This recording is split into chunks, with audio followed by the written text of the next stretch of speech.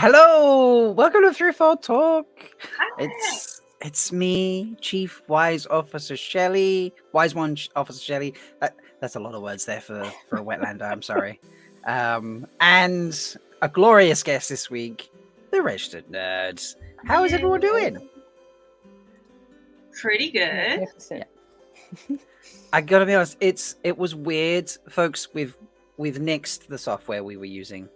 Okay, because it was shitty for my guests, and I'm like, that's not good, and my co-stars. So like, we're back to StreamYard, folks, and that meant that we just sat through the 2 minutes of intro like you did, and I'd forgotten how much fun that was to do. I don't know about you, Shelly. Yeah, I mean, I was bopping. I liked it. Yeah, it's been a while since I've heard that, so you know. I usually go on 2 times speed, so it's kind of nice to listen to it at the normal rate. I was about to say, Amelia, I know that you do listen to the videos at 2 times speed, so that must have been, it must have felt very long for you, that intro. Yeah, it was good. We're all going to die sooner than we think. Very disconcerting hearing us talk at this speed. Yes. We don't all talk like this, you know, so when we're doing a show, folks, it's just Shelly and I tonight. The maidens are out raiding. The Roof Mistress is holding down the hold. But we are obviously we're going to talk a bit of Wheel of Time news, but we're going to get some Trekkie on tonight and some loony theories, and we're just going to have some fun. But Shelly, I'm going to ask why are you Chief Wise One Officer, Shelly? Like, why the name change this week? I'm curious. Oh, because of Star Trek. Because of Star Trek. Okay. Yeah, I was trying to it's funny because I've got enough military in my family that I felt weird saying captain. Like, okay, putting myself as an actual officer, but I was like, and then I'm wearing command red, but in the original series, I would have been in engineering. So I was like, yeah, I'll go for the, instead of chief engineer or something like that. So I just made myself up a Star Trek rank. I like that. Okay. That's good. That's, I feel like I'm underprepared for the show. That's okay. Should I talk about my other thing before we get started too? Yes, I was hoping you would segue into that. So Shelly has something to share with us. Yes. So I wanted to start because in Canada, the Canadian part of the Threefold Land, yesterday was what was called Indigenous Peoples Day. And we've never done it on this show, but oftentimes it's become common in Canada to start your activities with what's called a land acknowledgement, acknowledging that most of us are settlers on Indigenous land. And that, we as Canadians, North Americans, and, some places in Europe as well, Africa, Asia, many parts of the world benefit from the colonialism of Indigenous people. So I did want to start just acknowledging Indigenous Peoples Day in Canada with showing you what a land acknowledgement is Then I'm going to put a website in the chat where you can look up what Indigenous groups are on the land you are from or were originally and have been displaced. And I would encourage you all to go look that up, learn what traditional lands you are on, and learn what the land acknowledgement traditions are in your area, because it's a very important step in reconciliation. And this is something that, at least for the Truth and Reconciliation Commission in Canada, they've told us that is very important, is that people know what traditional lands they are, and at least in Canada as well, what treaties they're under, because a lot of the issues in Indigenous communities today are from settler nations, such as Canada, not adhering to the treaties that they made with Indigenous peoples. So I'm going to read the land acknowledgement, and then I'm going to post the website in the chat for you. But basically, for land acknowledgements where I am here in Toronto, you say, we acknowledge the land we are meeting on is the traditional territory of many nations, including the Mississaugas of the Credit, the Anishinaabe, the Chippewa, the Haudenosaunee, and the Wendat people, and is now home to many diverse First Nations, Inuit, and Métis people. We also acknowledge that Toronto is covered by Treaty 13 with the Mississaugas of the Credit. And it's a very short thing. It's a very important reflection to do. And I always like to personalize them as well by recognizing what my own role in history and how I've benefited from colonialism. So my family landed in Canada in the 1600s, around 1640. Some of the earliest French settlers that came to Canada. And we legitimately would not have survived without the help of Indigenous people who, taught us some of the traditional medicines to help people heal after long voyages, suffering from scurvy. And the fur trade routes and a lot of the early benefits that helped set up Canada and America were based on Indigenous trade routes. So a lot of the roads that you follow today were Indigenous trade routes that have been set up already. American democracy is based on the Iroquois Confederacy somewhat. So many of the structures that we benefit from today are from the fact that Indigenous people were here since time immemorial setting up those structures. So I'd encourage you to go reflect. If you happen to be from a nation you think doesn't have, hasn't displaced colonial people in your own lands, think about if there's been colonialism that's gone on. And then also read the Truth and Reconciliation Report in Canada. And I'm going to put the website in the chat now. I encourage all of you to learn about the Indigenous people in your area, and just give this some thought. It's very important work, and we as settlers benefit from colonialism, and part of reconciliation is acknowledging that. That was a very long talk, sorry. No, that's okay. Thank you, Shelly, for that. A lot of people in chat appreciating that. Kev, obviously, like I say, we're all being silly in chat, having some fun, but he is genuinely listening and wishing there's more of this. So, thank you for that. I do appreciate that. It's, Yep. History is an important thing. So, and the website is called native-land.ca. I've put it in the chat, and so I'd encourage you to take a look at it. There we go. Thank you. I am going to. I think I can pin that. I'm going to pin that. There we go. There's a poll running in chat, folks, because obviously we are going to talk about the Lanfear casting. And there is a question in chat where I'm asking you, do you think that Natasha O'Keefe is going to slay the part of Lanfear? There's 3 options in there for you, folks. There is a right answer. I'm sure you'll find it. But let's have a discussion about that. And to do that, obviously, we need to play the intro that I know Shelly hasn't got to watch for a while, so she's probably excited to see this. Folks, it is time for the Daily Veil.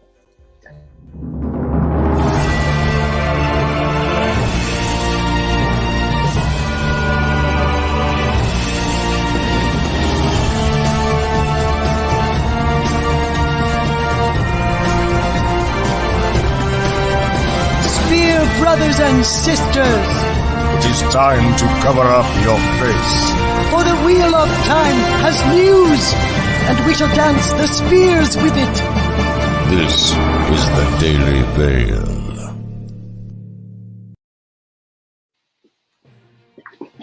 There we go. Did you like that, Shelly? It's been months. It's been a while. It's been a while. So we're going to kick it off with a welcome to a new member. Nerdy Guns, who was recently on the podcast, has joined to become a YouTube member. Thank you very much. You get access to real fun emojis in chat now, and your name is green. So, as a fellow nerd, I applaud their name. Sorry? I said, as a fellow nerd, I applaud their name. Yes. If you want to know why Nerdy Guns is called Nerdy Guns, she explained on the podcast that she joined me, the recording we did, and it was a lot of fun. So yeah, you need to go listen to that if you want to know, because I'm not going to give it away otherwise, because it's a surprise and you need to be there and watching it, so listening to it, even not watching it. But let's talk Wheel of Time news, and I just need to switch screens for a second. So I didn't know about this till you posted it in our chat, Rob.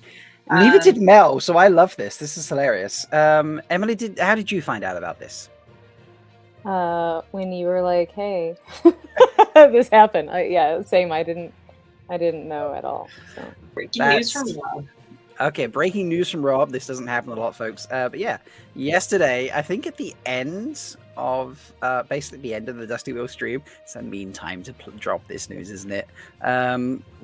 What series announced that Natasha O'Keefe is playing Lanfear in the Wheel of Time?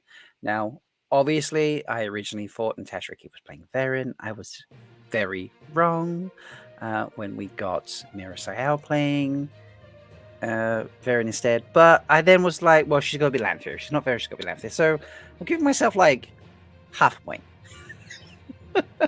But has anybody watched Peaky Blinders? I have not. No. Okay. Then there's no point talking about that because she is in Peaky Blinders. She plays a great part in there. But yeah, this news came because it was updated because of her CV.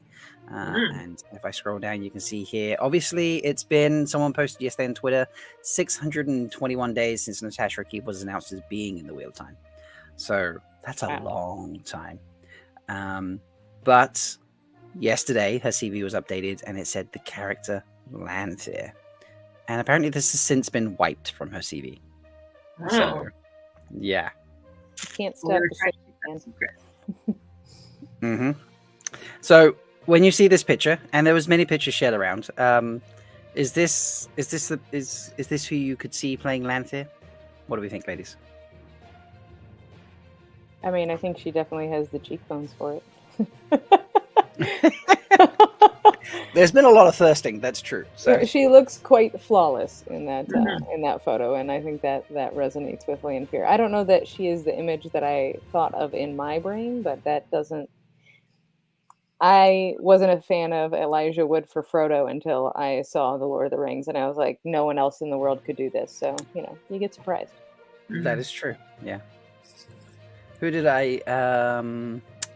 Oh gosh. I mean, I remember Hugh Jackman being cast as Wolverine, and being a big fan of the kids' cartoon from the 90s. I was just like, oh, he's too short.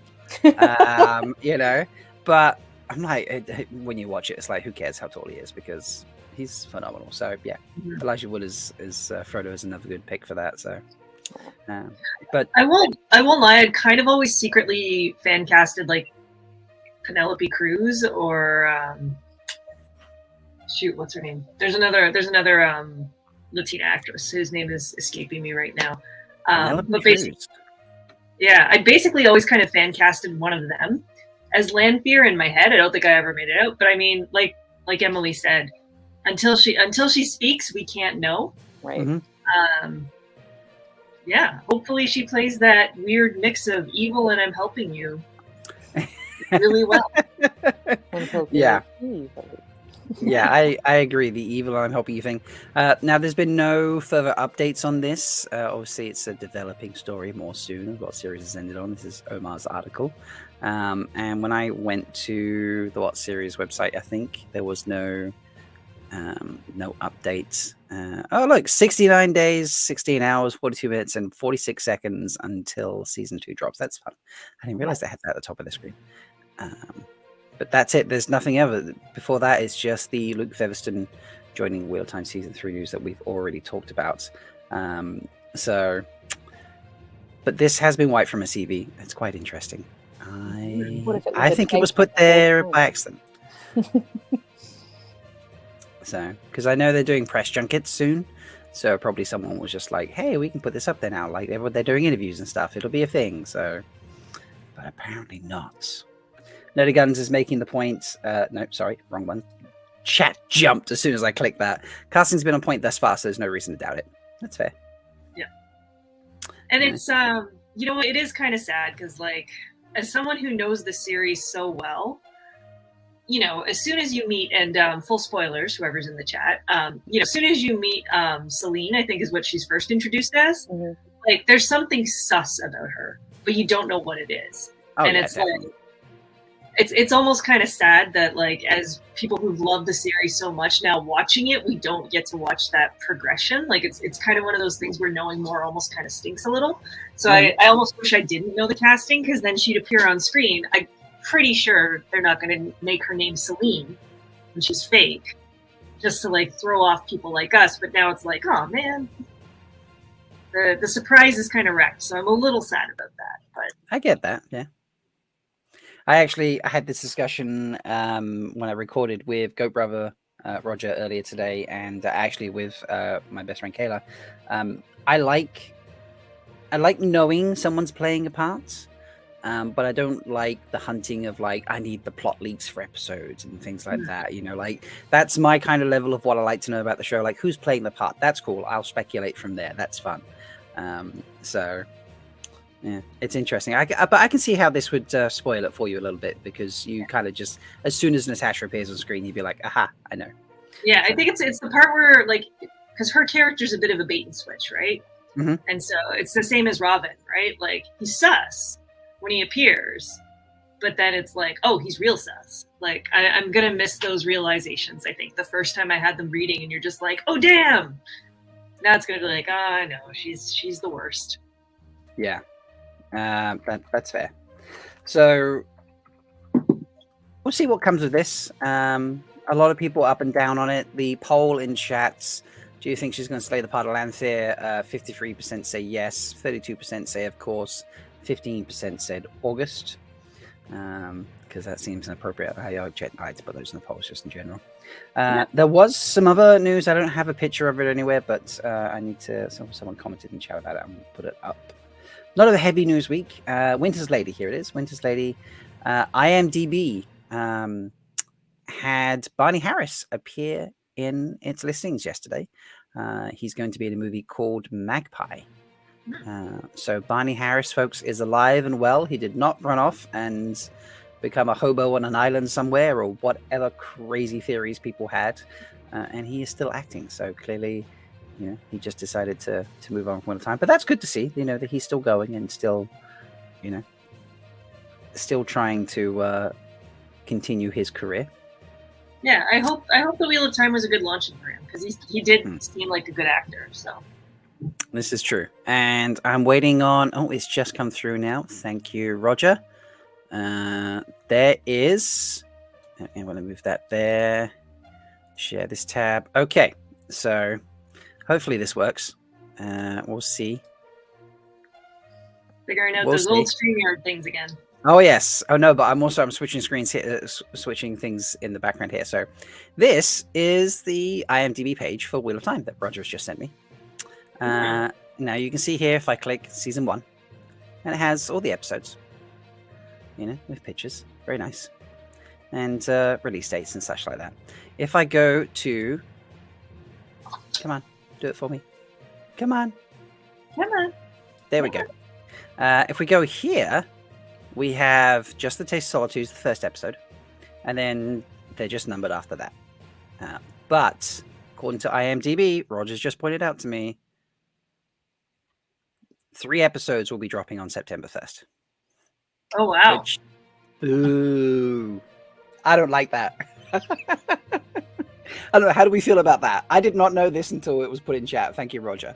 I mean, as someone who doesn't do live reactions, I'm fine with it. Like, I don't have to wake up the next day and feed the YouTube content monster. I just get to stay up late and watch them. And hopefully this means I can watch them with someone from Australia who I can also enjoy watching. Aww. Oh, that's very cute. Emily, how do you feel about 3 episodes on September 1st?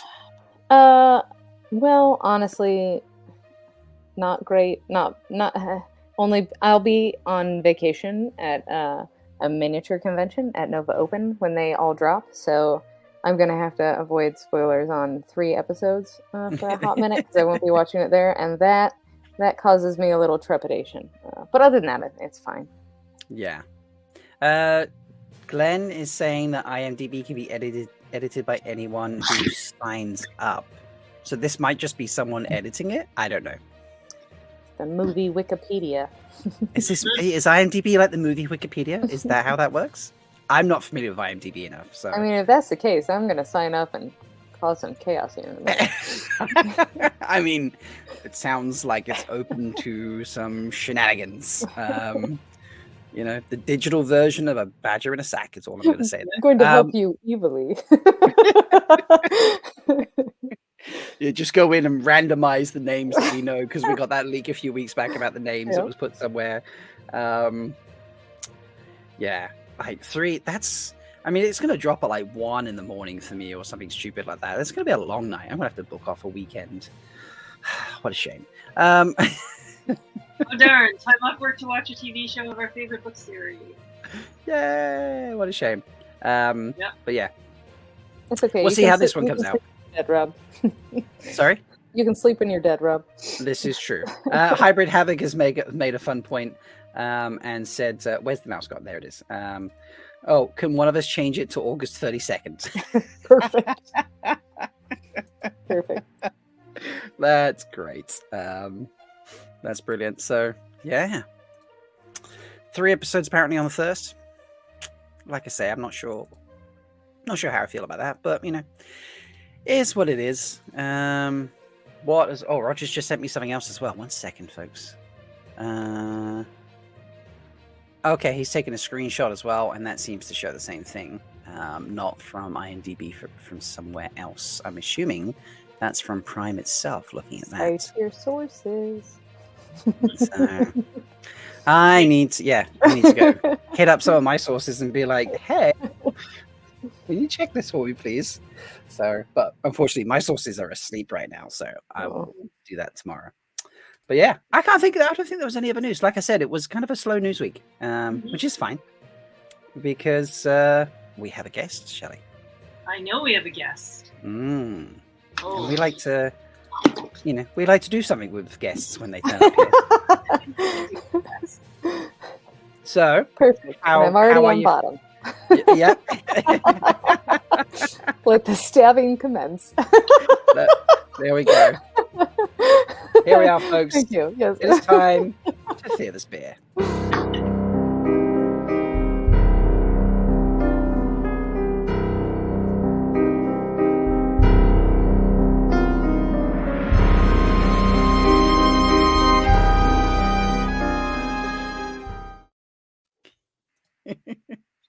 Okay. Right, I need to bring up the music.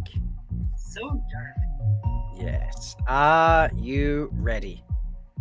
Jam into the beats. Yeah, I'm ready. Yep. Okay. She looks like she's saying, bring it. Yeah.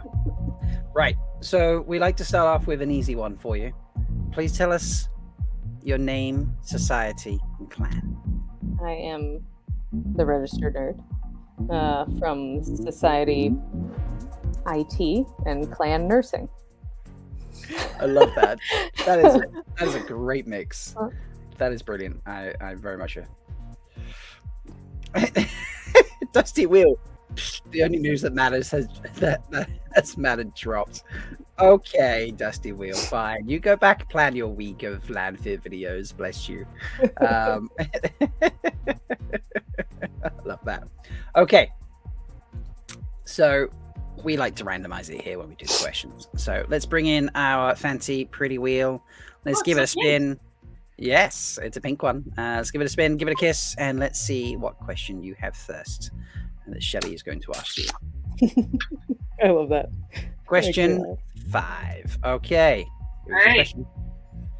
If you can only pick one, what Wheel of Time character would you take with you to guard your back during a raid on another clan's home?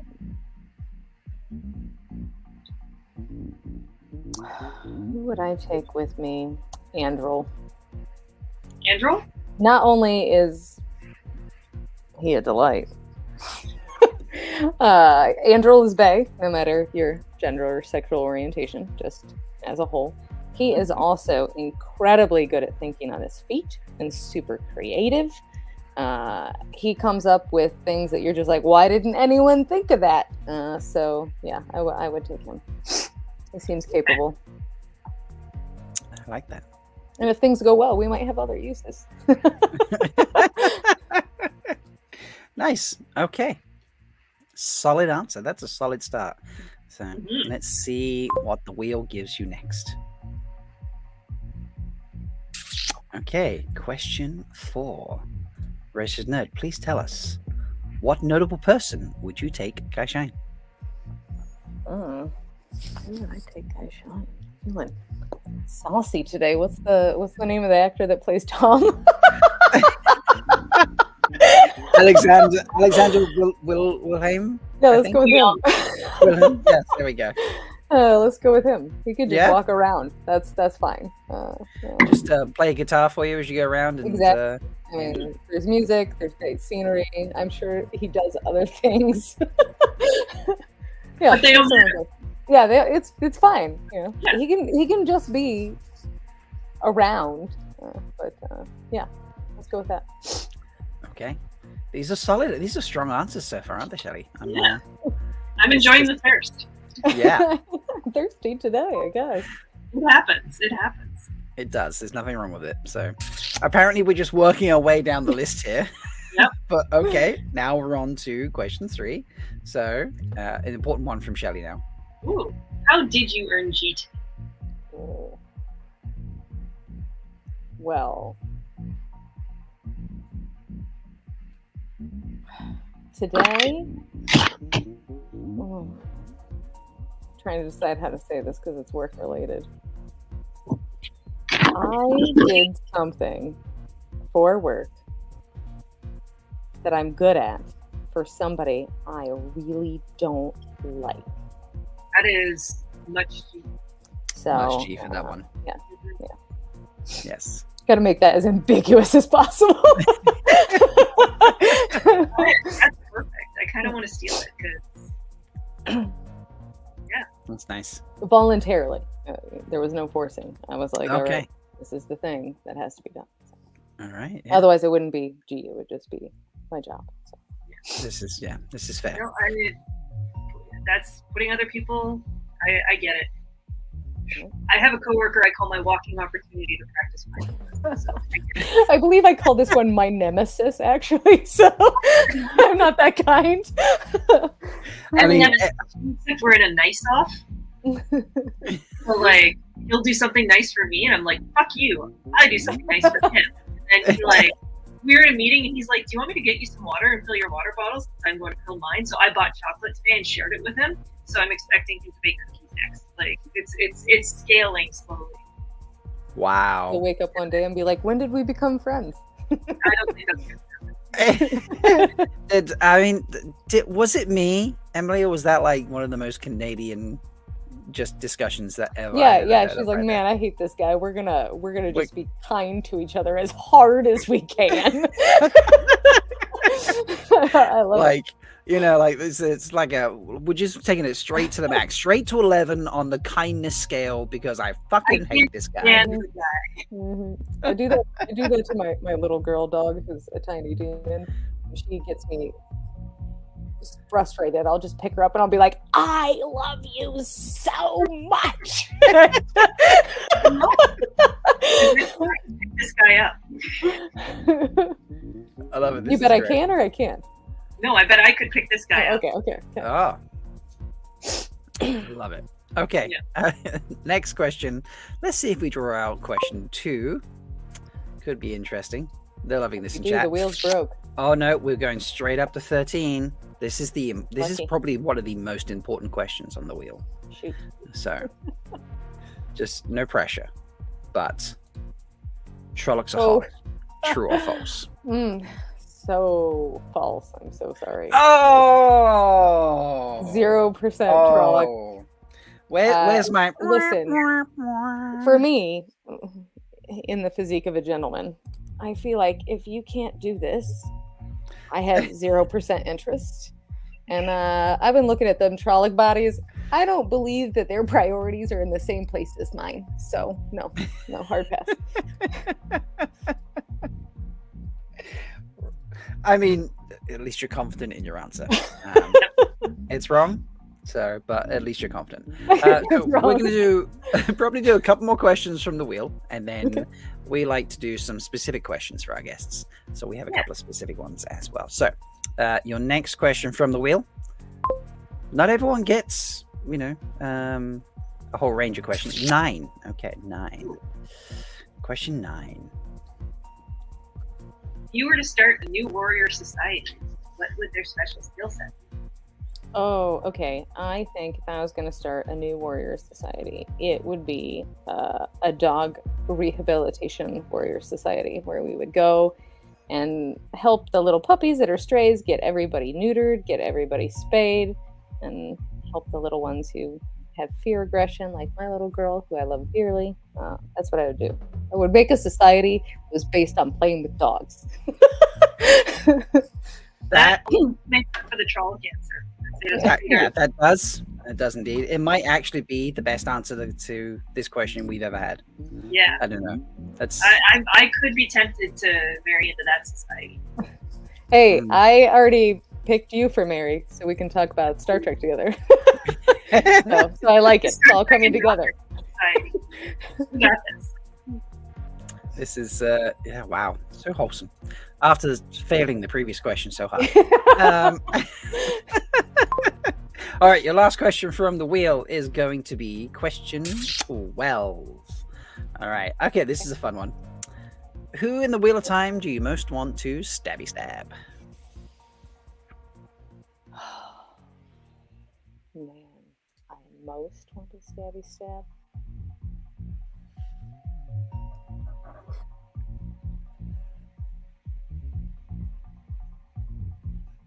They're also asking, by the way, does it include stone dogs in the previous comment? If they need rehabilitation or neutering, yes. Okay. I'm blanking on the guy's name, but he's the one that saves Elaine and is like kind of rapey and awful. Oh yeah, Shoot. That guy. Fuck that guy. Ooh, he's a pretty good answer. He's like almost as good as Mr. May. Mm-hmm. Yeah, that's a very solid answer. He's the right answer, but this guy whose name I can't remember. The chat will help us remember. Yeah. It's because he becomes captain of the guards, doesn't he? Yeah. He becomes a lot of things. Dolan Mella? Yeah. Mellar. Yeah, Mellar. Feels good. Feels right. Although Winter's Lady is pointing out it does depend on what you mean by stabby stab. So that's true. I actually switched from thirst to anger, so we pivoted a little.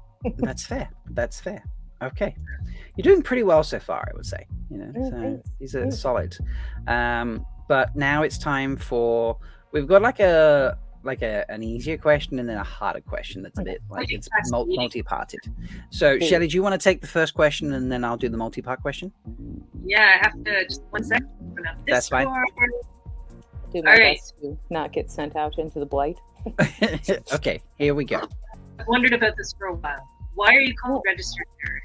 And how could a fellow nerd apply? Well, I am a registered nurse. And I like many nerdy things, including The Wheel of Time and Star Trek. And I also enjoy puns. So I became the registered nerd. So, well, you can, if you want to be a registered nerd, just believe in yourself. That's fine. Oh, that's very sweet. Very, very cute. Yeah. I like that. I knew you were a nurse, and I don't know why I never made the connection of registered nurse. Yeah. I think it's funny every time, but it's great. It works. It's brilliant. I approve. So, okay, this is a multi-part question. Okay, so the first part of this question for you: who is the best great captain from Wheel of Time? The best great captain from Wheel of Time. Run me through the great captain names real quick, if you don't mind. Okay, so you've got Pedro Nile, you've got Bashir. Bashir, yes, thank you. Patty Bashir, yeah. Yeah, then you've got Rodel Ital Rude. Okay. And what's his name? The funny guy. Yeah. Chat, who's number 5? Who's the 5th grade captain? He's stumped. I'm having a moment now. I can't think of them because I know. everyone just Daddy Davram. That's all I get stuck on. Yeah. Um, Daddy Davram, yeah, the little- immediately. Rodella Tarula. Oh, he's the guy. Isn't he the guy from Shinar? Oh yeah. Also, thank you to whoever just pointed out in chat that I can't spell tonight apparently. Okay. Eglamar. No, Hey. still Oh, okay. still not fixed. Jesus, Rob, learn English. Man, I mean, Mr. Rotel,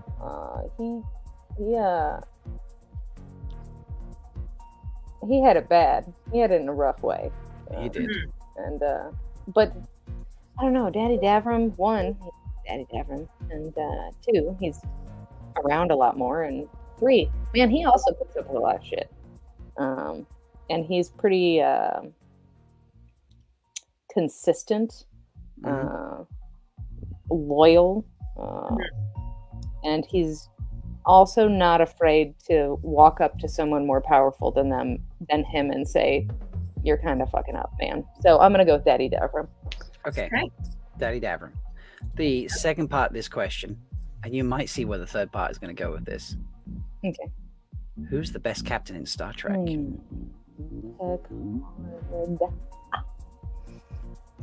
Sorry, who'd you say? Picard. I said it real Picard? slowly. Yeah, absolutely. Yes. Okay. My favorite, hands down.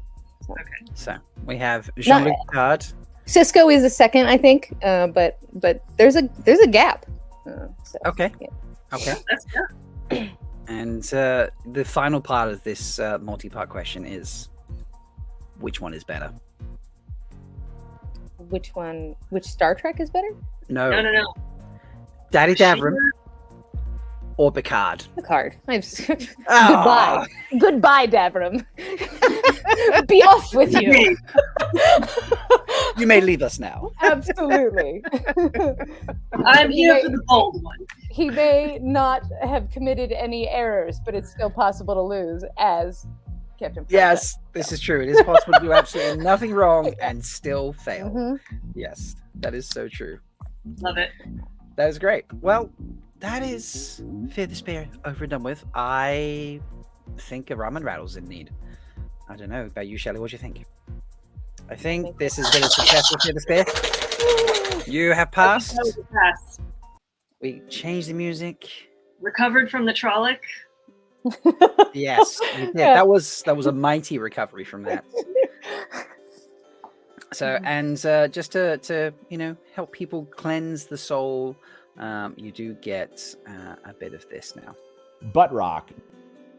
Very important. There we go. Very important about rock. I love that I can hear the butt rock again. It doesn't stay on the screen though. That's the thing now because it's just a quick clip. Whereas previously I can make it stay on the screen. So Butt rock. That's you fair. get 2. So Chad is saying, like Kevin's like, she passed barely. So this is great. Glenn is arguing. He's like, he thinks Cisco first, then Picard, Janeway, Lorca, Pike, and several captains from Disco, and then Archer and Kirk. You know, So- I loved Janeway. Don't get me wrong. And like, I think Robert, you and I talked about this. She's the first lady that gave me feelings. Right. But No, rewatching it, I'm like, man, She's you a loose make some cannon. decisions that I Oh, yeah. It was, She is. but it's like she's a victim of inconsistent writing. I think she's Oh, one of those characters where it's like the writers were like, "We want this," and then other writers were like, "We want this," and then the editor's room was like, "Hey, now." And I feel like that worked for me in my adolescence that was already tumultuous, you know? As I was moving into teenage years, I was prepared to be like, yeah, F them too, you know? Mhm. But rewatching it, I'm like, somebody needs therapy. Man, Yeah. where's This is- Deanna Troy? I mean, that's it. There's no counselor on that ship, is there? Like, who have you got? Here's the problem. Yeah, you've got bloody Neelix. You know, You're the He's- doctor, not really working the out Doctor. for that. Oh, I mean, the Doctor's one of my And favorite characters of all time. Just Paris because- is the other one in there. Yeah. So many daddy issues. So many daddy issues. Yeah. I think That show is you could like just who do. needs therapy most contest. Oh boy, I think Voyager takes the top 10 slots there very quickly, very easily. Yeah. But yeah, Kevin, this is not. I don't know how you two feel about this.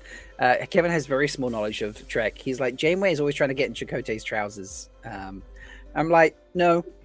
Well, the other way around, honestly. And Jane was like, Yeah. whatever. Until the end, where the writers were like, nah, you can have this one instead. Yeah. Pivot. Left turn. Suddenly, we have a romance out of the air. Yes. And we'll just, 20 years can go by and you can fill in a lot there. But so, not quite right, but never mind. Yes, therapy for everybody. That is correct, Kev. So, yeah. So this will be a full spoiler Star Trek episode 2 for anyone who hasn't seen it. Yeah, we are going to focus predominantly on the Next Generation and Deep Space Nine. But obviously, we will discuss other Star Treks here and there. I've not watched them all, but my brain will just not absorb information, and I will just, if you tell me something from Strange New Worlds, for example, which I've not watched, I'm going to be like, oh, cool, and then forget it before I actually watch the episode. I have only watched 2 episodes of Strange New Worlds, and I haven't watched the season 3 of Picard. And let me tell you, there's a reason, and I don't like it either, but I am on a rewatch, and so I'm trying to watch everything in order, but I cheated the other night because I couldn't wait any longer, and I watched 2 of them, and it's pretty badass. So I'm not gonna lie. So like when Anson Mount came on Discovery, like I started to feel things, and then the first season I was just like, God damn! Like this is the first captain where I haven't had like daddy vibes. I've had like daddy vibes. Like very different flavor of daddy. Yeah, he's I like he's quickly taking almost my favorite captain spot, but like from a hormone perspective. Wow. But yeah, like I really, really like Strange New Worlds. It's very Star Trek-y, which I love. It's definitely something that Discovery lost, isn't it? So Discovery had a couple episodes that were very Star Trek. Like the episode where Saru is on the planet, that like makes him feel like utter peace, and for the first time in his life, he doesn't feel fear. That was like to me one of the most Star Trek episodes of the world. But like Saru is like he's such a good character, and the show underuses him. Oh, they really do. This is true. So I feel like we're like jumping off the rails straight off the bat here, folks. Let us tell you what the rest. It will continue. There are no rails, Rob. Let's give you at least a vague direction of what we're doing. So originally we were going to do some fan casting, and then we were discussing things because sadly Leigh-A and Mel and Bain&Chiad were all potentially going to be here, and then like things happen, and they just either too busy, weren't up to it, rating, things like that. So we were like, oh, okay, so we fan cast this or fan cast that, and then it became an idea from Shelly that we actually talk about some sort of parallel storylines, and perhaps RJ was a bit of a trick, which. Oh, Rob, your sound is cutting out. My sound is cutting out? Yeah, I was just checking my mic. I was like, is that my connection? I was checking my computer version. Okay. Yes. Sorry, you started roboting there for a second. Is it any better now? Yes, perfect. No sign of robot. Yeah. No sign of robot. Okay, great. I've clearly got the opposite mic on tonight. So yeah, Shelly, you did you have a story line that you wanted to start with? So, well, basically, I'm like, back in the day, if you guys didn't listen to Rob's old podcast, Malkier Talks, it was really good, and it started as the Looney Theories podcast. So as I was researching for today, because Registered Nerd and I share a deep, deep, deep love of Star Trek, so we were like, we're gonna have to talk about something. And we were like, and D&D. We don't talk about D&D, but I think we both love D&D too. We do.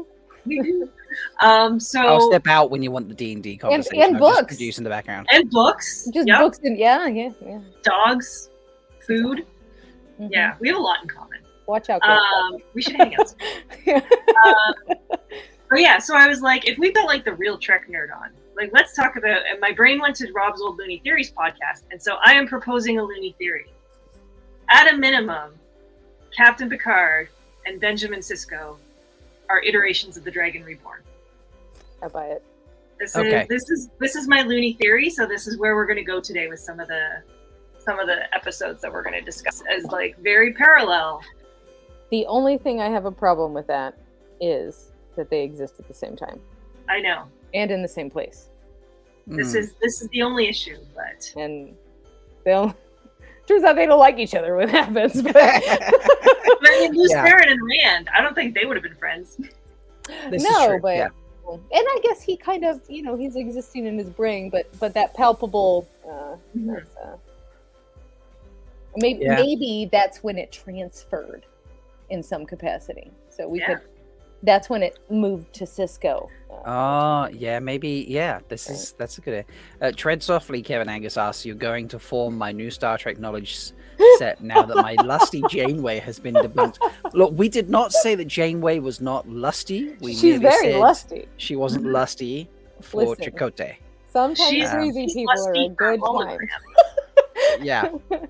Yeah. Also, just as a don't fun keep note them. for... Because people always say, like, what's Chakotay's name? And if people are like, Chakotay, like, but what's his first name? Or his last name, if Chakotay's his first name. His And people first don't name's know. Yeah, I always say his Last name's Cote. is Chakotay, But so back to Indigenous Peoples Day. I mean, even though the guy who played Chakotay was not Indigenous, he was Latino. Right. Many Indigenous people only have one name, and so Oh, I it's- didn't know that. Okay. Yeah, so there's a lot of Indigenous people in Canada who are starting to go by their one traditional name rather than the colonial names that were put on them. Oh, I mean, okay, so that's actually a more. We're learning. Yeah, we're Yeah. learning. That's no.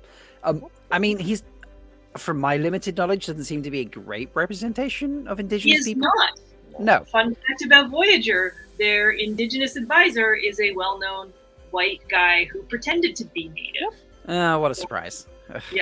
So that's But They at least they got the tried. name right, I suppose. Okay, so but back to less of the lusty Janeway. Well, I mean, Oh, we can yeah. lust over Jane, right? Yeah, this is true. Chakotay Right. built her a bath. I was like, Way to my heart.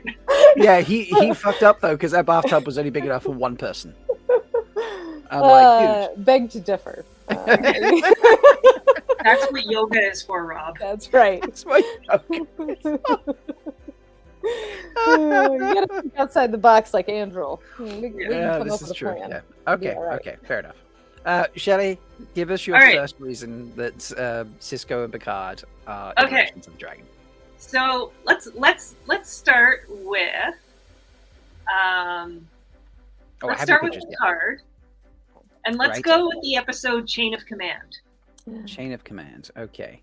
And for those of you who are vaguely familiar with Star Trek, the famous line from this episode is, "There are 4 lights." Right, There okay, are that picture. 3 lights." Okay, so this one here. Okay. Yes. It is. So plot. What a yeah. powerful episode. Do you Oh. want to summarize the plot of this one, Emily? There were some biological weapons, some real bad stuff that Cardassians were making, and they all had to train. It was Worf and Beverly and Picard, right? Yeah. And so they went down to, stop whatever's happening down there. I'm really good at summaries, obviously. Can you tell? I mean, And, you're giving more than I would have given, to be honest. I would have been like, And he gets captured. yeah, this is the bit I would have started at. yeah, He gets and, captured by. and the- tortured just Yeah. like repeatedly, and not just physically tortured but mentally tortured. That's where the 4 lights comes from, because they're trying to convince him that there are 4 when there are 5, or whatever the case may be. Just man, it was crazy. Yeah. It was good. It was good. And then the next episode, no lasting trauma. Oh, As per Star Trek lore. So late wiped clean. Poor O'Brien. I don't know how he lived. oh, yeah. O'Brien never got past anything. O'Brien kept everything going for the the two shows he was on. Bless him. Okay. So how does this play into the Dragon Theory, Shally? So, I mean, I think this is I think things repeat themselves in the Wheel of Time. And this is Picard's box. Absolutely. I think. Oh, See, you knew where it was going. I did. I was like, Yeah. Watch out, Kev. right. Oh, so yeah, I mean, Kev's. I think he's leaving now. Or was leaving. I just saw him comment in chat, but I love your response to him when he's like, "Is my girlfriend leaving me on a live stream?" And you're like, just expanding the parameters.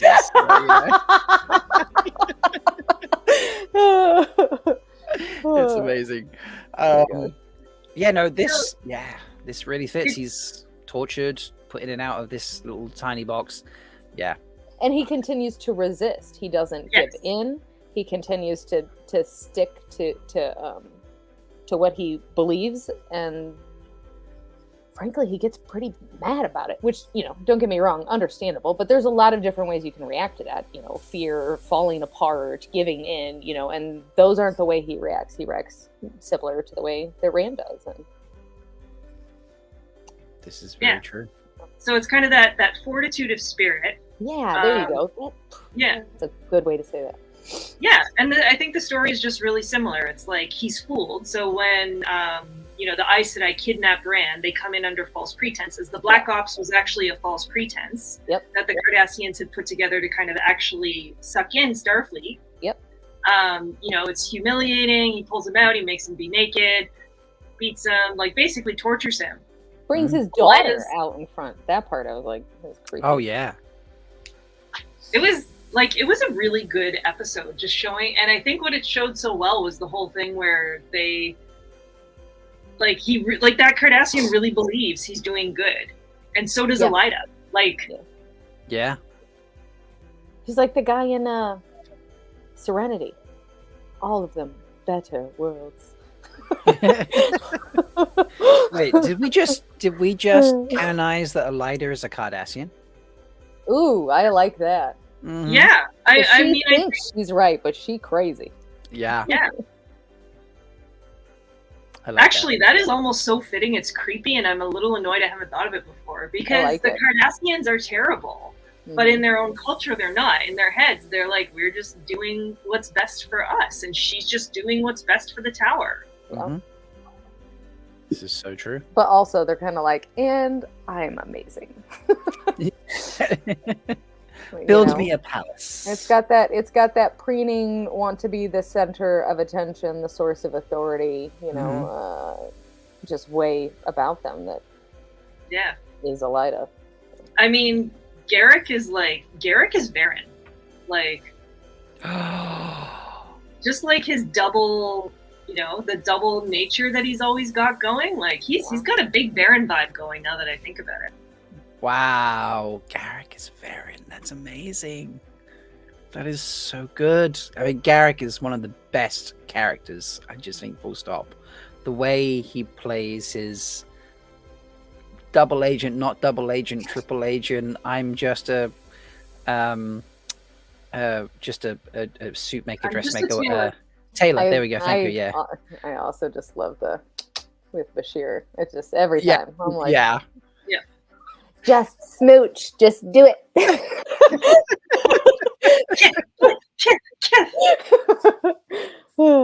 And then sometimes, Bashir thinks he's like, I'm onto you, Garrick. I know what's going on. And other times he's there just like this wide-eyed innocent boy, like, Garrick, what's happening? It's... No, I love that because, Varen, just like Garrick, I mean, besides some of their other similarities, they can keep a secret. And that is not something a lot of people can do. And they are keeping some hard fucking secrets. Yes. That's actually a good segue into the Pale Moonlight from Deep Space Nine. Okay.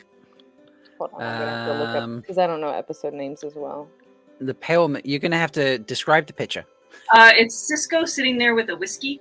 All right. Okay. Here it is. Yep. So I'll summarize this episode. This is. Oh, you know what it is now? Is this the one with his speech at the end? Okay. Yeah. So, even if you've never watched Star Trek, it's worth going to watch Sisko's speech in this episode, The Pale Moonlight, because basically the premise of this episode is Sisko knows that they are losing the Dominion War. and he has to bring the Romulans in. And he wants to do it by like the way Star Trek does things, which is build alliances, have logic, make good sound arguments, but they're Romulans, and so they are not listening to that. So he recruits Garrick to kind of find a way to trick the Romulans into it, and ends up going further than I think he originally wanted to. But the whole episode is him kind of doing a monologue about how it happened and how it ended up going further. And you get flashbacks to where Garrick is like, you're in now. This is what you wanted. And it's like, yes, you've done this bad thing, but you've saved the quadrant. Yeah. And it's kind of like Garrick is like, sometimes being the good guy sucks. Yeah. Mhm. And Sisko basically does this amazing monologue and this amazing kind of bottle episode where he talks about this. And then at the end, he's like, and I do it again. Yep. So I think that is that's a very Rand moment. Actually, Yeah. let me ask Emily and Rob what you think. Like, do you see Dragon Reborn in this? I mean, I do. I like the way that he. Obviously, I like the speech. I mean, it's a damn good episode. But it's almost like he takes himself on the journey of how his morality slipped. Mhm. You know, his pillars of himself have sort of just. He's looking back and like, man, you know, like that was real bad, and he's walking it through and being like, it's worth it, you know. And I think that's something that Rand has to do several times, even with the simplest of having to kill some of his own Black Tower people. Right. You know, because you know, they go a little crazy or whatever, and that it's not to say that that's not the good thing to do, but that's a hard thing to do, and you have to look at it and you have to accept it. And I think those both resonate with Sisko and with Brain. Yeah, I'm not sure I see a moment where Rand would monologue it to someone else, but he would monologue it to himself. I could see him having, like justifying why he made the decision, acknowledging the decision was, you know, what he did was shitty, but it got the result. I mean, I'm not someone who believes the ends justify the means, but you know, for him, he does believe that sometimes the ends do justify the means, and thus, you know, he'd do it again. Yeah, I think that there is similarity there between the two. Yeah, and the premise of the episode, he never saves the log. Yeah. So the monologue is entirely to Sisko himself. Yes. Which is like Rand talking to Louis Theron. Right, yeah. Noma Garden literally just put in chat more like a dual monologue with LTT. That's right. Yes. And I love it. getting the Romulans in, I think, is very akin to him having to get the Shan Chen. Oh yeah. Yes. He doesn't like that either. And Yeah. that's another Mhm. ends justify the means, you know. And Yeah. Okay, yeah. That one, I was scared. I was dubious at first. I was like, this is Rand-esque, but is this like, I love it. you know, is this fully? But yeah, by the end of it, you've sold me into it. Yeah. Okay. I'm buying that one. That's good. Yeah. And Garrick plays such a critical role. Garrick is actually almost a bit of a Cadswain in this, or a bit of a Moraine. Like, I will do what I have to do. Yeah. He's almost more of a Moraine, because like I'm thinking back to Yeah. the early books where she's like, I will kill you before I let the Dark One have you. Absolutely. Yep. Yeah. That is something I could 100% Garrick see saying. And I could see Garrick saying it to Bashir, like his love of his life. Yes. Being like, Yeah. Yeah. I love you, That but is. I will kill you. Yeah. That is. Oh wow. Yeah. Okay. You're on solid ground so far, Hishel. Shell's done yeah. amazing prep You've work. done I some love it. serious I can't homework wait to here. hear the next one. Yeah. Okay, what have we done? We've done Chain of Command. Mm-hmm. We've done Into the Pale Moonlight. Let's do Tapestry. That one's interesting. Tapestry. So it's Picard in a blue shirt with Q. Right. Okay. Yeah, Picard and Q. Okay. Right. This What's her face is comes back. okay. So this The is one where that- other um, Star Trek, right? Other Enterprise. Yeah, this is, if I remember correctly, so I can't remember exactly how it starts, but in essence, he wakes up dead and Q's like, your life is over, That's not the one I was thinking. and gives him a chance to redo his life because it's his, his heart replacement that he had as a young cadet that has now failed because he got shot with something and he wouldn't have died in that moment had he not had the fake heart, and thus Q gives him the chance to go back and rectify that decision. And then it changes his future as a result. Yeah. And then he chooses in the end to stick with his original choice, his original behavior. And then, you think he's going to die at the end of the episode, and Q's just been playing a trick on him the whole time. And actually, he gets saved by the doctor whose name eludes me right now. Crusher. Crusher. Yes. Doctor, we crushed on her. Yes. Very true. I was looking it up, I think, with maybe cause and effect. Is that the one with the R? Yeah. Yeah, I was thinking about that one too. Because, and just to correct, he wasn't shot, he was stabbed by a Nausicaan in a bar fight. Yeah. Oh, yes. He was shot at the end. Yeah, so that how he died when he first started was he got shot, but the original how his heart got injured was, yes, he was stabbed by a Nausicaan. Yes, correct. Thank you. So, so I think this is two things. And one of the reasons I thought about cause and effect was because this kind of reminded me of the flicker, where Rand sees all his alternative things. But now this actually also reminds me at the end, when the Dark One's like, here's what it would be if you made the choice you were about to make. Oh. And then, it turns out it's actually like Picard losing that boldness. And it's funny because they revisit this, spoiler alert for Strange New Worlds, they revisit this in Strange New Worlds too. Oh, okay. Like where a captain being slightly bold or slightly reckless can change history. Yep.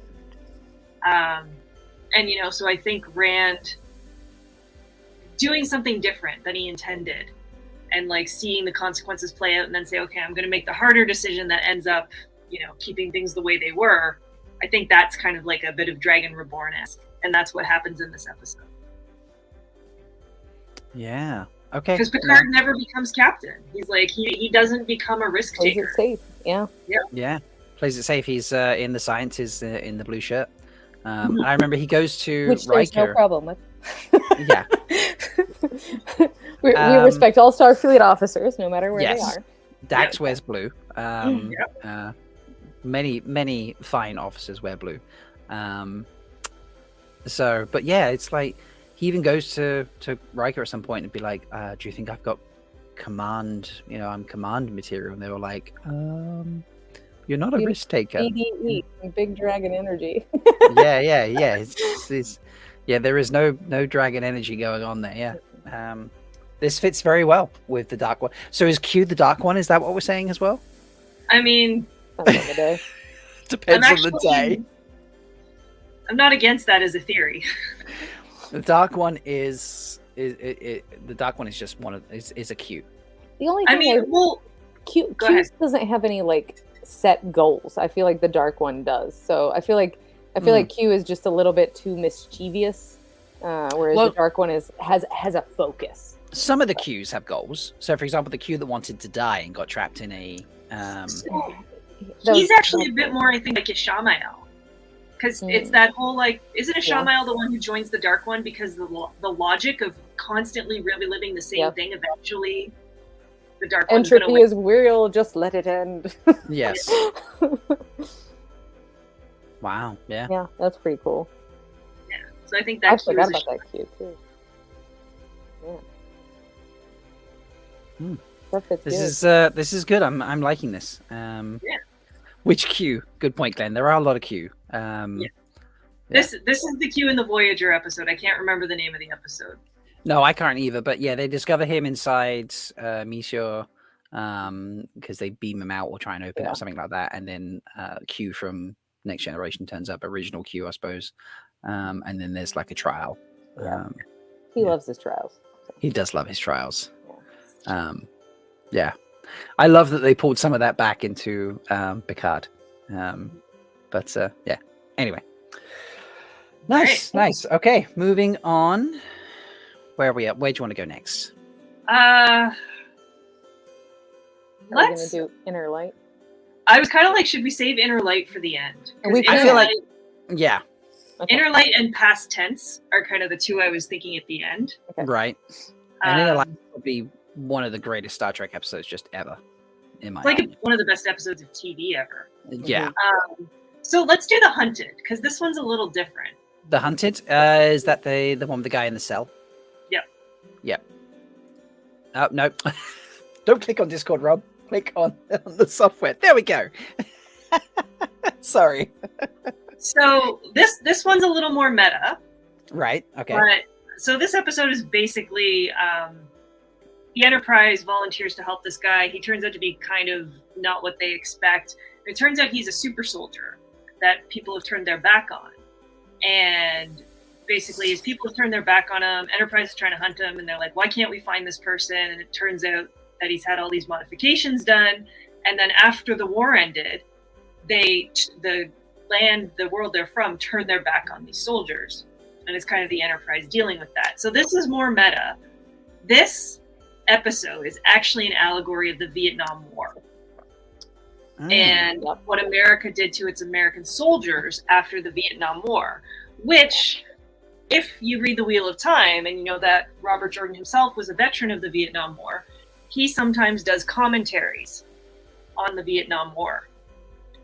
Just, things like Dumas Wells, things talking about, the horrors of war, talking about PTSD in many of the people. And this one specifically is about, people not taking care of their soldiers. And so, Rand is very much channeling what Robert Jordan, I think, would have done, which is taking better care of people, because Rand's trying to set up a world where all those people who fought for him are cared for. So I think this is more meta, but I think this episode kind of touches on some of the themes that were important to Robert Jordan as well. Yeah. He was, obviously his experiences heavily influenced a lot of his writing. You don't even have to know his history to understand that from his writing. So, this one, in terms of how stories are told, that aren't always focused on the main character, I think this one, this fits in. I think he does seem to, Rand seems to want to save more of the world, though, than preparing to save the Ashaman. And I feel like that would be a better... Yeah. Maybe he should have thought of that. Yeah. The 2 times he visited or whatever. Yeah, it's not a perfect allegory, No. but I thought this one was poignant for the Vietnam War allegories. Yeah. Like Robert Jordan using those same things as critique. Mm-hmm. Yeah. Yeah. It's good. I love how niche this is, by the way. So what happens when you get Star Trek nerds talking about stuff? Or yeah. just nerds in general, yeah. So, okay, so we have left, what we got? So 1, 2, 3, 4, 5 left. And obviously we're saving we can skip Best of Both Worlds. I think, just for the sake of time. Okay. We're okay for time. We still got 20 odd minutes in our usual time slot. Okay. Actually, it wasn't past tense. It was Far Beyond the Stars that I was going to save. Let's do Darmok, because everybody loves this episode. Darmok is a great episode. Darmok is incredible. When the walls fell. Do you want to summarize this one, Emily? Gosh, let me think how it started in the beginning. They're meeting aliens in some capacity, and they can't understand each other. And one of the aliens is like, "Obviously, I got this. Let's just beam ourselves down to this planet and beat our heads against the wall until we figure out what we're saying."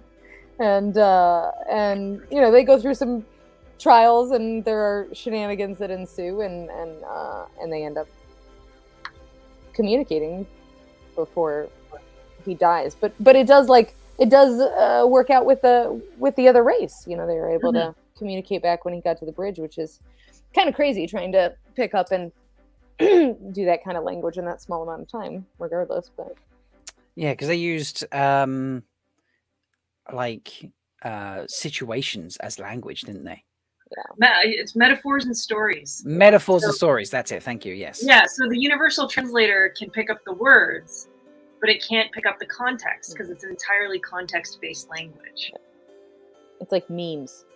Yeah, almost. Yeah. It's almost like memes. Yeah. Anyway, can you guys They're like, gentlemen, see where I'm going pouring with this? salt. Cat hissing over salad. Yes. So can you guys think of where I'm going with the Wheel of Time in this? I'm curious if this one you can...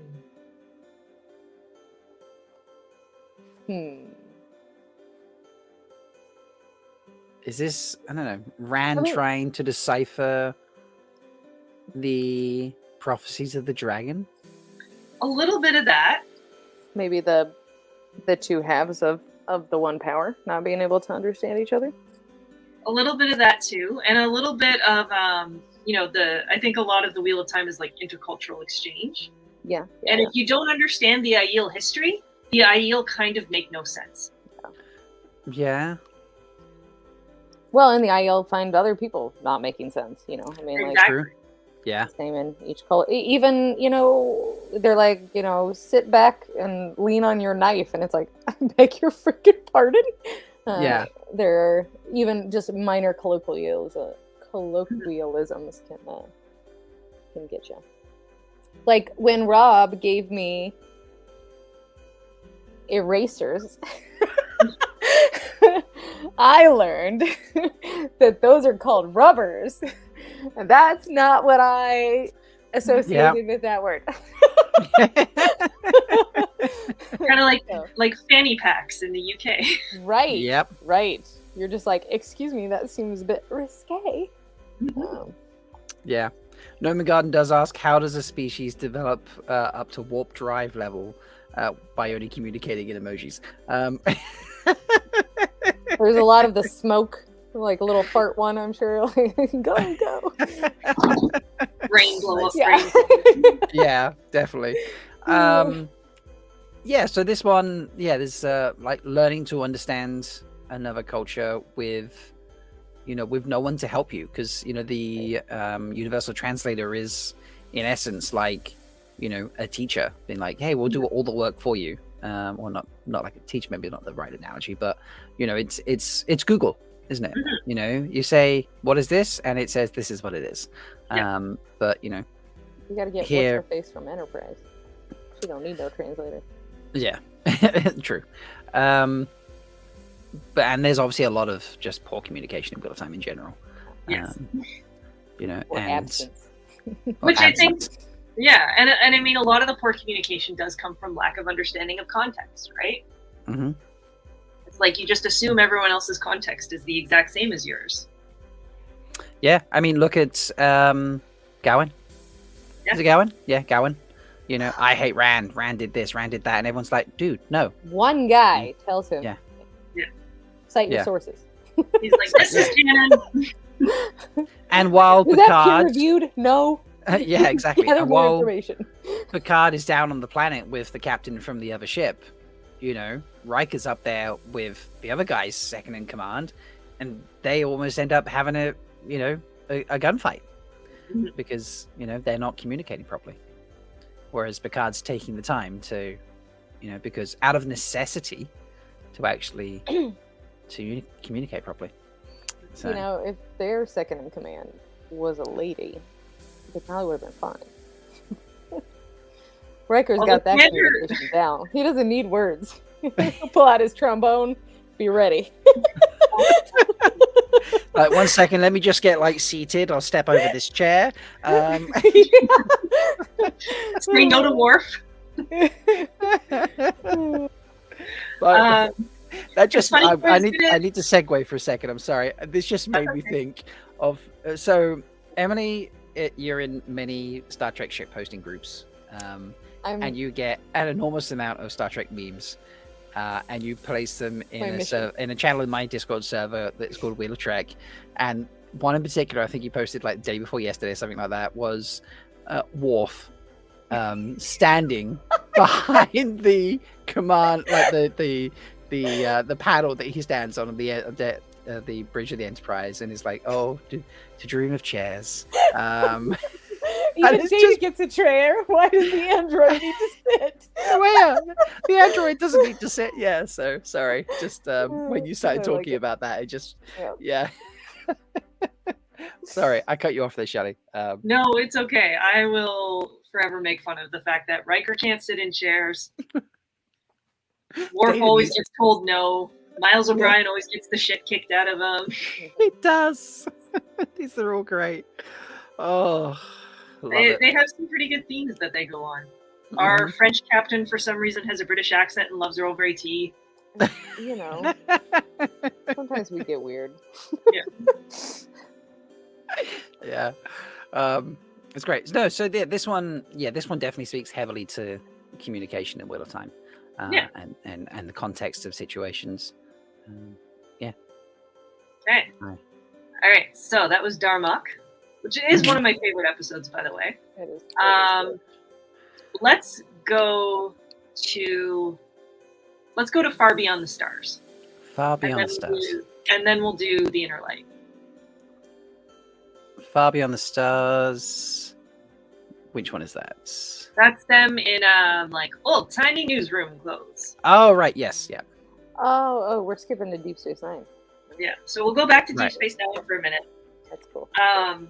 Can I just say it took me, I think it was 90% of the episode before I realized that the actor who plays Quark was actually in this. Oh yeah? Because I think I just didn't really notice the first couple of times he spoke, because obviously he's not really heavily doing the Quark persona, as you would do in all the prosthetics he normally wears in the show. And it took me until nearly the end of the episode, but I was like, oh fucking hell, that's the guy who plays Quark. Oh my god, why have I missed that? So, but this is where is this fitting in to your Looney Theory? Okay, so the premise of this episode is basically like Sisko. They start it in the past, and Sisko's not actually Sisko. He's a writer. I think this is the 1920s, 1930s, something.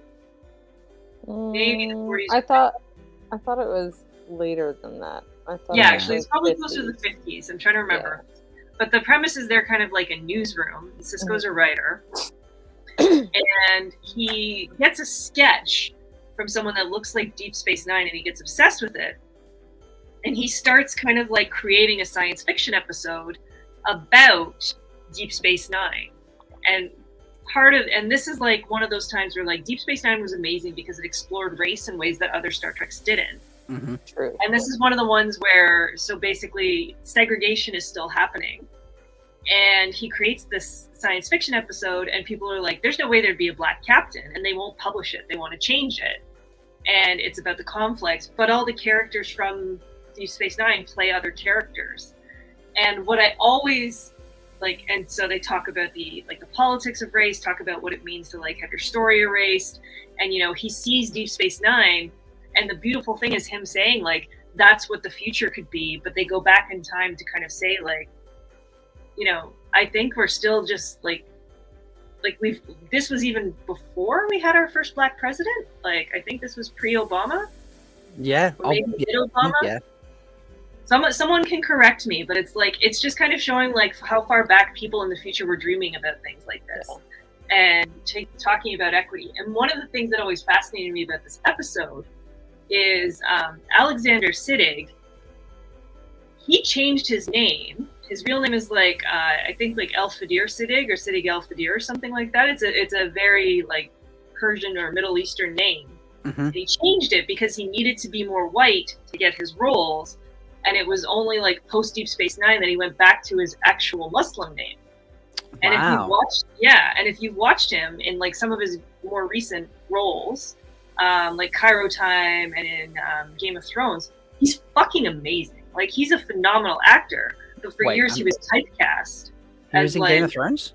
Yeah, he was help me out, chat. He was in Game of Thrones. He was one of the Sand Peoples. I can't remember. Oh, I completely missed that. Wow. Yeah, like he's actually a phenomenal actor. He is a good actor, very much so. Yeah, basically he was passing as white in this show, when at the time he would have also been going through the same kind of like, not the same. He would have been going through similar prejudice and like not the same level of segregation as Black Americans went through. But it's like, it's one of those fascinating layers to this show that just like blows my mind. It's such a good episode. And what I love about it is the mixing up of time and stories to kind of see the future. Dornish Prince, thank you, Norman. Yeah, and Glenn was in there as well with it too. Yeah, thank you, Glenn. So yeah, it's and so the Wheel of Time. I mean, having said that, I'll let you guys. Do you see the parallels to the Wheel of Time with that? I'm seeing. I mean, this has elements of Flicker into it. You know, just seeing different things. Elements of the glass columns. Yep. I would say as well. Seeing your history through different lives, but in the case of the episode, he's seeing the future, seeing a different person, but we're seeing it played by him. Rand is seeing the past with the glass columns. I'm seeing, you're learning from history, learning from the future, learning from ideas and stuff. Like, yeah, those are the two things that come to mind. It's more columns than Flicker, but you could definitely lean into Flicker a little bit with it. What about you, Emily? I like that about the columns. I like that a lot. I think that really fits. That really fits. Especially because then Avienda later on gets to see the future through the columns. Yeah. And she reacts differently to the way Sisko's reacting in the episode. But yeah, there's a lot of parallels there, I think. And I think it's that like common person. So there's a couple times in Deep Space Nine. The other one that I was thinking about talking about was past tense, but I realized it's very similar, where Sisko has to go back in time and play a character in history to move things forward. And so it's kind of like that continuation through time that we see with Sisko, where he's like integral in history and the same stories are kind of being told and he's playing through them. And just like that hope for the future that I think is one of the things that does make Wheel of Time a great novel, like a great series. Even though it's dark and it's heavy, it still has hope in it. And that's one of the best things about Star Trek too, is Star Trek is inherently an optimistic and hopeful show. Or like premise, which is what Gene Roddenberry wanted it to be, which I kind of love. And when I get annoyed at Star Trek, when it goes away from that kind of optimism and hope. Section 31. Yes. Yeah, fully agree with the Section 31 point there. Yeah. This for me, probably one of the strongest points you've made tonight for this. I don't know how Emily feels about it, but yeah. No, I like it. I like it. Yeah. I like everything about all of your examples. This is a journey that I have not taken, and now I have, and I'm a changed person. Yeah. As Booster Time is saying, he's replying to Goat Brother, it's why shows like Trek or Wheel of Time are important. They offer this hopeful alternative. It could one day be true. But it's not afraid to show what's bad either, and I think it's not just here's the ideal. It's also like maybe you gotta like roll your sleeves up and do some freaking work. And maybe like you gotta draw a line of like, where do we help cultures? At what point do we interfere or like assist or be like, hey, come join the the Galactic Society now that you've got warp drive. Like this world's about to die out if we don't do something, and we have the power to do it. But if we do that, we could fuck up the future. There's a certain, it shows you the things you have to do sometimes. To do. Yeah, I like it. Right. That's a very good point there, Boots Time. Thank you. All right, let's do the last one. And Emily, I'm assuming you can kind of give the summary of this episode. Oh gosh. So, Picard, they end up seeing some object or, type thing in space, and Picard kind of takes a quick nap and wakes up, and he's on this planet, and he's like, man, I don't belong here. I got to get back to my starship. And the lady with him is like, dude, you're my husband. You should probably just have a beer and chill out. And rinse and repeat until he is part of the family. It's been decades. He's living his entire life. He's got grandchildren, and he's a part of the community. He's interested in he pursues a lot of the research about the planet because the planet is dying, which is a major part of that episode. And eventually, when they send off I can't think of what the word is, but they send off like a little, thing in space, kind of like the one they ran into, and that's a capsule of their memories and of their culture, and something that they could share with others, because they know that they're not going to make it, they're going to die. And he wakes up and basically no time has passed, and he's lived an entire lifetime. So it's a powerful episode. Yeah. I'm getting chills just thinking about that episode. And it's one of the few times that because they don't often nod back to other trauma specifically, but he will pull out his flute in other episodes, and every time I see that, it's like it gets you a little like, oh my god, it was a really good episode. Yeah, it's a very powerful episode. It's one of the few times you watch Picard and you think he could cry. Not just a case of like, I'm in agony, I'm in pain, I'm sad someone's died or whatever, but like just for loss in general. Like, this is, just that simple little flute just, means more to him than probably anything. I bet he always puts his shoes away. That always I was like, oh! That part always gets me too. Yeah. So. Yeah. So, I mean, I think the parallels are kind of obvious. It's like that, living that alternate life, what could have been, memory, like the theme of memory is so strong, and the theme of like, it's basically the glass columns kind of again. But just like the whole idea that like those are the things. What I love about that episode is it's not like he becomes president. It's not like he's the first astronaut in space. Right. He lives a simple life with a family that he loves and does science. And it's like, had he been a writer, had he been a shoemaker, like anything, like it would have just been like the value is in those simple lives. And that's kind of like Rand's speech at the end almost, is like, these people who are great, like Nynaeve and all of them, absolutely wonderful. But it's like he's fighting to preserve those little things. And I think that's the power of that episode, is they didn't make him amazing. They just made him a normal guy. Yeah. And he just lived a normal guy life. And I think that kind of guides him a bit in his future endeavors. Like sometimes you just have to, being the be all and end all of captains and engineers and I'm an admiral and I'm this and I save this planet and stuff, is sometimes it's the real hero is the little guy, or just a simple life is just as valuable as a big dramatic fancy life.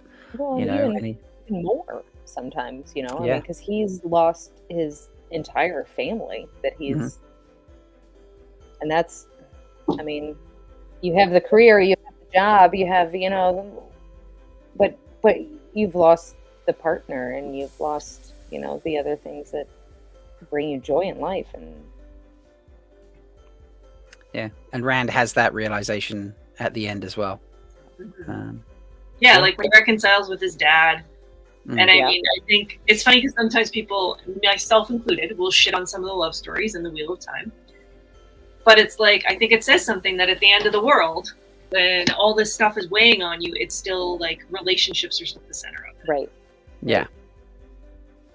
And for Rand, it's not even, it's just like, oh, it's just, my dad reminded me that I'm just a guy. He's just, we're just doing what we can. We're just simple people, really. Yeah. So maybe this is a poll for the chat. Have we convinced the Star Trek and Wheel of Time are one and the same? Yes. Cisco is the dragon. And thank you for everyone who has stuck around, because this is a very niche episode, folks. It is. So, Star Trek, another turning of the wheel. Yes, that's a good way of doing it. Is Star Trek another turning of the wheel? Another turning of the wheel. Well, it's just one of the ages, isn't it? Well, it's a few, I guess. It spans a number of years. This is true. So yeah, so thank you for everyone who stuck around. Thank you for watching back later. Like I said, this is a very niche episode, but the stars aligned that it would just be us three Trekkies here. Not to say that the other stars of Threefold Talk don't enjoy a bit of Star Trek. They do. But I think out of the five of us, Shelly and I are probably the Nerds. the most Trekkie of the five of us. The others do love it. I mean, if I ever got a tattoo, my first tattoo would be a Star Trek tattoo, not a Wheel of Time tattoo. Kev Angus said you had me at Bashir and Bashir. Hey, That's such a good point. How did we not like? There's Bashir and Bashir, so You should get us. You should get a Star Trek Wheel of Time combination tattoo made. I don't even know what that would look like. I don't know either, but I bet somebody does. Yeah, Yeah. someone. someone out there can do that. That's true. So Bashir and Bashir, man, missed opportunities. Bashir, this is true. I'm gonna just like leave people on a thought. My character sort of thing that I wanted to, or character. I don't know how I worded it at the beginning. But I was thinking rather than like specific episodes or like we've had the discussion here about this, which has been fascinating. I wanted to do a comparison. There we go. And I wanted to compare Perrin and Worf. Now, I just want to leave you with the thoughts, and you can make your own decisions, folks. And obviously, Shelley and Emily, you can make a comment on it. Obviously, we don't. I'm not going to be like, you can't say anything and close the show. But I just want you to think about Worf is, in essence, an orphan. He deals with he lives where he obviously lives amongst humans, and being a Klingon, violence and all that goes with it in the Klingon culture is very big, but he can't do that around humans because that's not how humans work. He almost killed a kid when he was playing soccer as a young Klingon because he's so much bigger and so much stronger and so much more powerful than the people around him. And just Worf's journey with violence over the whole the two shows that he's in, Next Generation and Deep Space Nine, now 3, obviously because he's in Picard, and the way he now, as I was thinking about this pre-show, the way he is in Picard when he's working with, her name eludes me. Anyway, I don't know, but I want them to have their own spin-off show. They do. They need their own spin-off show. But the way the way he is with her, it's so much of Perrin's journey to me.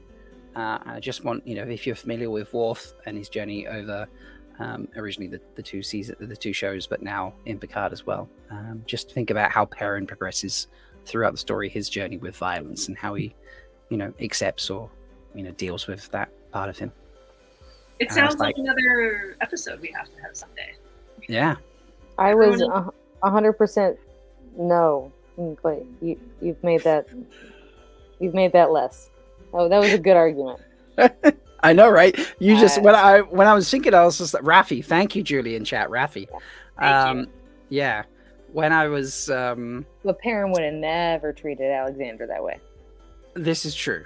That's where my mind went. But you were raising good points. I mean, it's not going to be a perfect analogy, obviously. But you're right. Yeah. Worf is the worst dad. Yes. It's a shocking dad. Okay, So true. I want to ask one thing while I have you both, because I think we need to. Who is your favorite Star Trek character out of all of them of all time?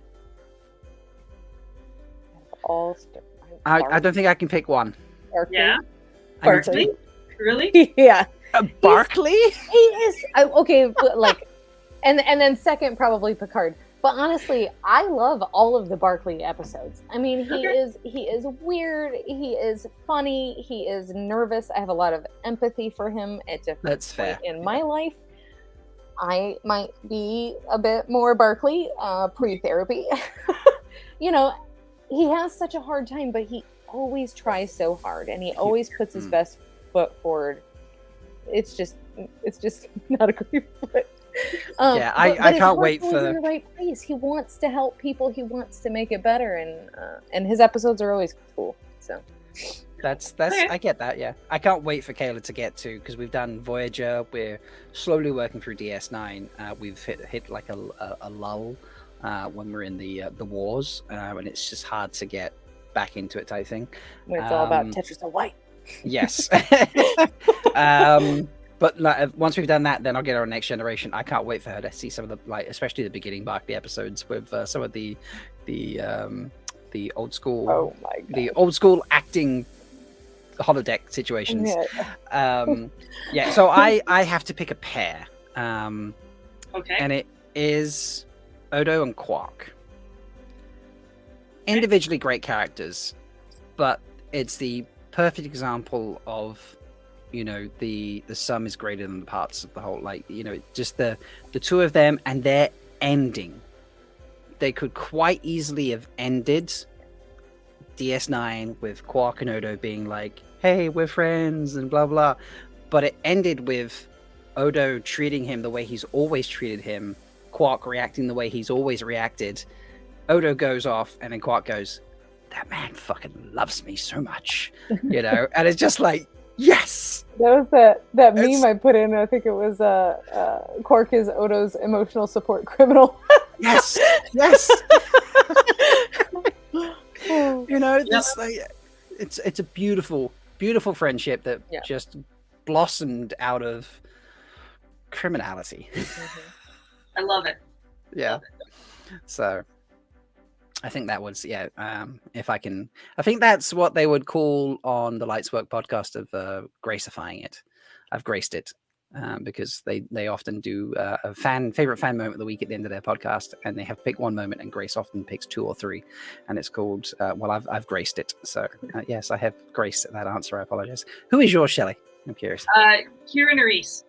Oh, she's pretty rad. It was just really? like, yeah, I don't know. There was She's just like, something. No problem. Yeah, like just a competent woman who gave no shits. Came through trauma, like just was kicking ass, taking names left, right, and center from the get-go. You know, she had a couple love stories, but they never became her defining quality. Still managed to be feminine and badass. Like, there just weren't a lot of characters on TV like her. Yeah. And I just love, and I think Nana Visitor just like killed the actual like character. Like, just did such a good job on her. Yeah, she played it very well. The anger, the trauma, like all the layers in there. Yeah. It's just one example of how some people deal with trauma by just becoming incredibly fucking competent. Yeah, and incredibly angry at some things sometimes. And every time she's angry, I'm like, you're right. Yeah. I'm always simultaneously like, you're right, but you're not helping yourself delivering it in this way. But you are also right, and it's a very engaging watch. That's for sure. She's a very compelling character. No matter where you fall on the like dislike spectrum, she's always, you know, a character that engages people. So yeah, it's definitely not one of my. She's not a character I dislike, but she's not like high on my like list. But I can definitely see why you appreciate that. She abrasively holds people accountable. And yes, that can be the hard part, I think. A very complex character, like very well delivered. I like that. I like that a lot. She reminds me of Nynaeve, who is also my favorite character. Again, Nynaeve is similar to me in the same perspective. Like, you know, not someone I dislike, but not high on my like list either. So yeah, Nynaeve and Nana. Fun. You got, sorry?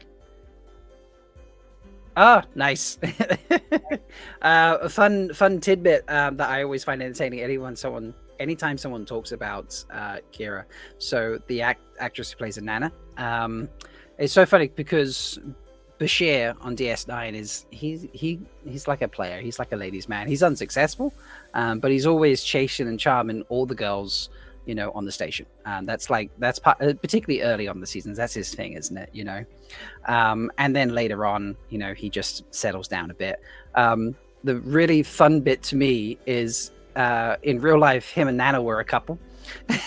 When Nana has to have Bashir's baby, it's because she's pregnant. But like Nana's Kira's is the only character that Bashir doesn't hit on. I feel like.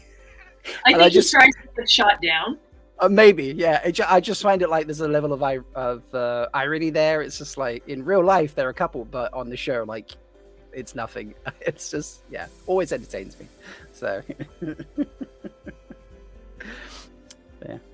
This has been a All fun right. episode. Yeah, thank you, Chad, who stuck around. Yes. I would love to hear in the comments. How do we do? Did we make the argument? Yeah. Oh well. The polls overwhelmingly 92% said yes. Star Trek is another turning of the wheel. There was a person or two out of the 14 votes, because obviously not a lot of people have stuck around with this niche episode, to be expected, and we appreciate those of you who have or are watching back later. But yeah, we didn't convince everybody, but that's okay. That's Yeah. okay. Yeah. Yeah. Tell us in the comments your favorite Star Trek episode. Tell us how arguments we did. Tell us any we missed. Hmm. Tell us how Trollocs are not actually hot. No. Oh.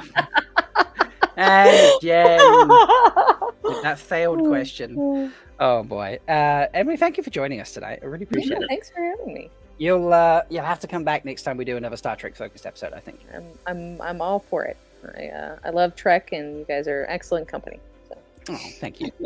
And yeah, folks, if you're on Discord, please go check the links in the description. You can join the Discord server, because at least I would say 5 times a week there's a fresh meme popped into the server. In fact, I need to go get one now. I need to show that Worf one, I have a because problem. that one is just, the Worf one is beautiful. I don't think you have a problem. I think you. No.